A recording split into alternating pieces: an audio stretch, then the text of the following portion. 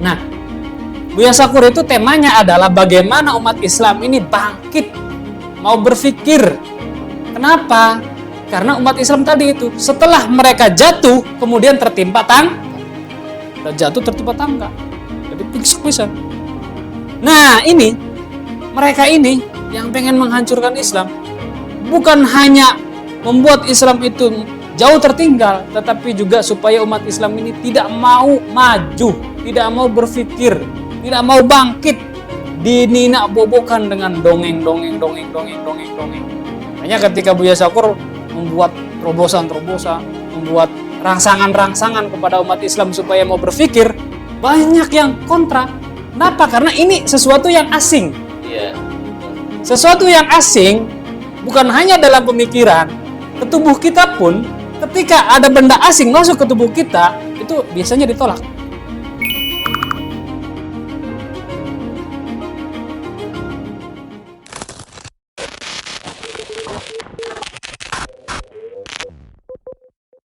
Buya Syakur itu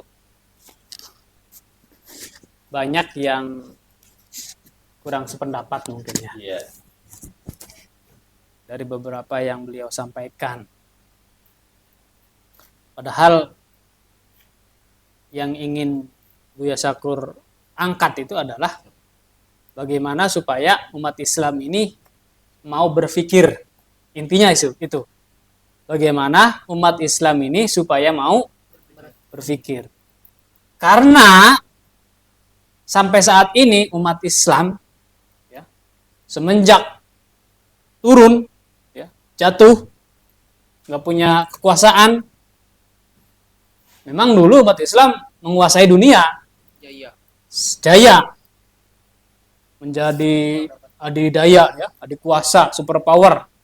Tapi setelah umat Islam runtuh, kemudian umat Islam ini benar-benar terpuruk. Ibaratnya udah jatuh ketimpa tangga. Ini yang harus kita angkat. Kenapa umat Islam itu begitu begitu jauh tertinggal dari umat-umat yang lain, dari agama-agama lain, dari bangsa-bangsa lain. Ya. Sok kalau kita coba mau lihat perkembangan teknologi, perkembangan sains, ya, semuanya lah. Umat Islam itu hampir sumbangsinya sangat sedikit sekali. Untuk saat ini ya, umat Islam itu kayaknya belum bisa bikin produk yang bisa dipakai orang setiap hari. Wallahu alam ya, kalau secara individu mungkin ya. Kalau secara kelompok mungkin nggak ada. Jarang. Bikin silet. Banyakannya mereka orang-orang Eropa. Bikin handphone. Nah, bikin pesawat. Bikin apapun kemajuan di dunia ini. Umat Islam itu begitu tertinggal jauh. Bahkan secara kelompok keagamaan saja, Islam itu termasuk minoritas. Kalau di dunia ya. Di dunia itu paling berapa persen dari 100% itu? Mungkin 5% atau 10% minoritas daripada agama yang lain. Nah, Buya Syakur itu temanya adalah bagaimana umat Islam ini bangkit, mau berpikir. Kenapa? Karena umat Islam tadi itu setelah mereka jatuh kemudian tertimpa udah jatuh tertimpa tangga. Jadi pisan. Nah, ini mereka ini yang pengen menghancurkan Islam. Bukan hanya membuat Islam itu jauh tertinggal, tetapi juga supaya umat Islam ini tidak mau maju, tidak mau berpikir, tidak mau bangkit, dininak bobokan dengan dongeng. Makanya ketika Buya Syakur membuat terobosan, ya, membuat rangsangan kepada umat Islam supaya mau berpikir, banyak yang kontra. Kenapa? Karena ini sesuatu yang asing. Iya, betul. Sesuatu yang asing bukan hanya dalam pemikiran, ke tubuh kita pun ketika ada benda asing masuk ke tubuh kita, itu biasanya ditolak. Bener nggak? Iya. Kesusuban misalkan. Ngerti kesusuban nggak? Ngerti. Bahasa Jawa mah kesusuban. Kena ini Kasura. kasura. Kasura. Beda bahasanya. Kena kelapa. Kena ujung ini, sana ada beling atau apa. Sakit nggak? Sakit. Enak nggak rasanya? Dianggapnya sesuatu yang lain. Buya Sakur ini sebenarnya bukan benda lain, tetapi karena asing, dianggapnya benda lain. Pemikirannya ini, pengen mengangkat umat Islam maju. Intinya itu, pengen mengangkat umat Islam supaya bangkit lagi, menjadi negara yang, menjadi umat yang, ya. Makanya, di dalam Al-Quran kan dikatakan, kuntum khairu ummatin ukhrijat linnas. Kalian ini bangsa yang terbaik. Di mana ini? Semboyan-semboyan itu kenapa? Kita hanya kita nih hebat nih. Ngomongnya doang. Apa peran kita? Apakah hanya tentang bab sorban aja? Belum tentu. Bab sorban pun ternyata made in China.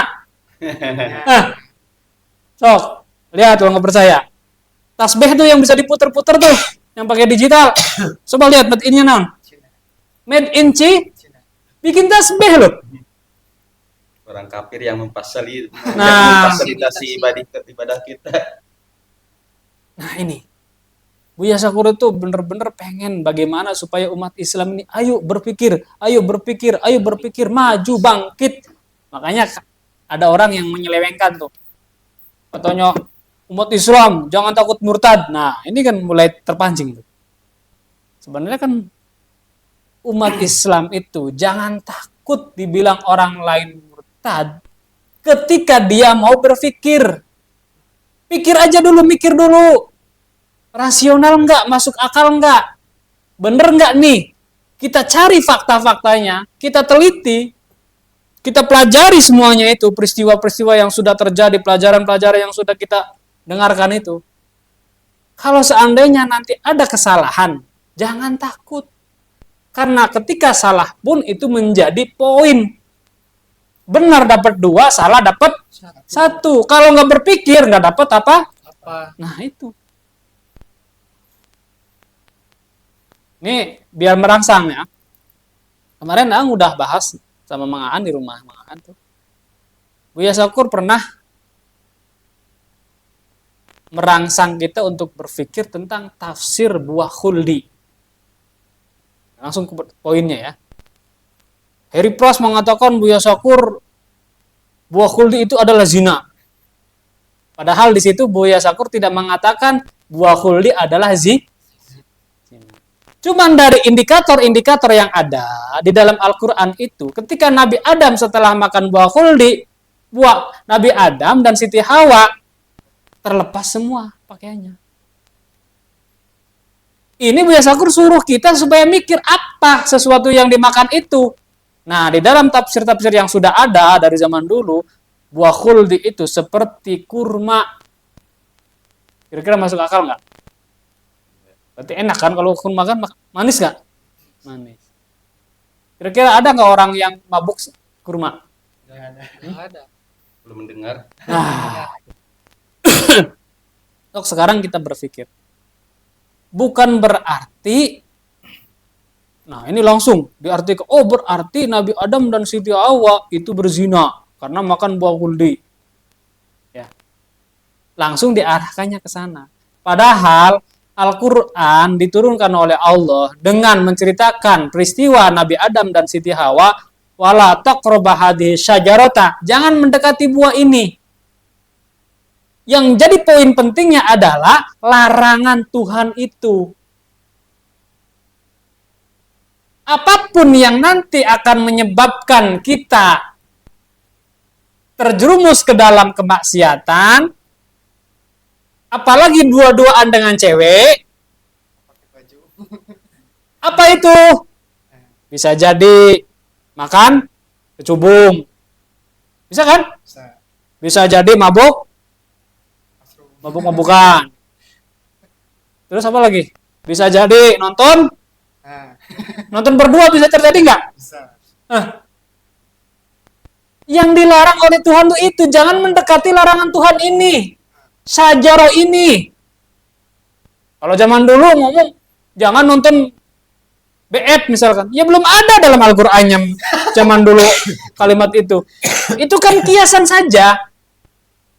Yang sehingga Nabi Adam dan Siti Hawa itu terjerumus dalam larangan Tuhan. Iya. Sehingga Nabi Adam itu diturunkan oleh Allah ke bumi karena kesalahannya ini, karena larangan yang dilakukan itu. Dalam artian bahwa apakah Nabi Adam nggak mungkin berdosa? Mungkin nggak Nabi Adam melakukan dosa? Di satu sisi Nabi Adam itu nabi yang dimaksum. Di satu sisi kita Ya, manusia biasa. silakan Anda jawab. Kita pikir, mungkin nggak melakukan dosa? Nabi Adam ketika di surga sudah menjadi Nabi dan Rasul belum? Ayo. Belum. Nabi Adam jadi Rasul dan Nabi itu di mana? Di bumi. Di bumi. Berarti mungkinkah Nabi Adam melakukan dosa? Ketika dia masih di surga. Udah mulai ketemu kan? Oh. Dalam artian meskipun kita ini statusnya yang mulia, dihormati, jadi ajengan, jadi kiai, jadi ustad. Oh, semua orang nurutlah omongan kita. Kata Allah, makhluk yang paling mulia itu adalah Adam. Bahkan para malaikat pun suruh sujud. Orang-orang di sekitar kita nih, misalkan pada salaman, semua cium tangan semua. Pak Ustadz, Pak Kiai semua.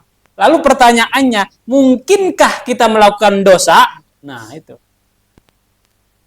Kan itu titik, jadi poin pentingnya kan itu.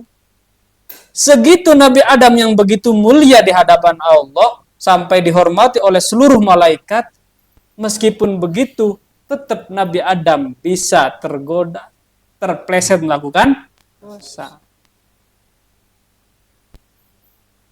Bahkan dosanya ini, ya ibaratnya sangat besar. Nah itu, silakan. Kita mulai membuka diri untuk berpikir. Bukan berarti ketika kita mikir gini. Berarti kita murtad ya? Enggak.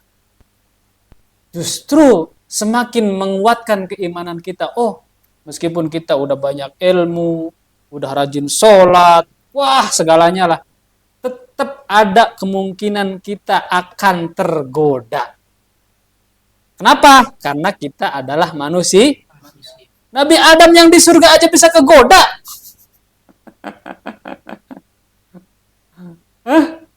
Kan itu. Jadi Buya Syakur itu benar-benar merangsang kita untuk berpikir.